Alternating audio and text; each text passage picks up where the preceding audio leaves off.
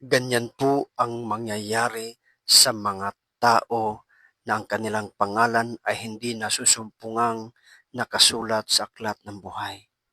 Okay, basahin po natin sa Apokalipsis, Kapitulo 20, versikulo 15, sabi dito, "At kung ang sinuman ay hindi nasusumpungang nakasulat sa aklat ng buhay, ay ibinulid sa dagat-dagatang apoy."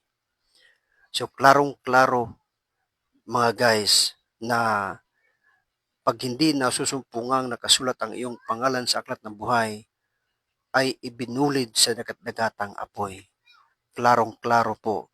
Hindi po hinahanap kung anong relihiyon ka, kung anong estado ng iyong buhay. Mayaman ka ba o mahirap? Ang hinahanap po doon ay ang iyong pangalan. Kapag hindi nasusumpungang nakasulat ang iyong pangalan, ganyan po ang mangyayari sa iyo.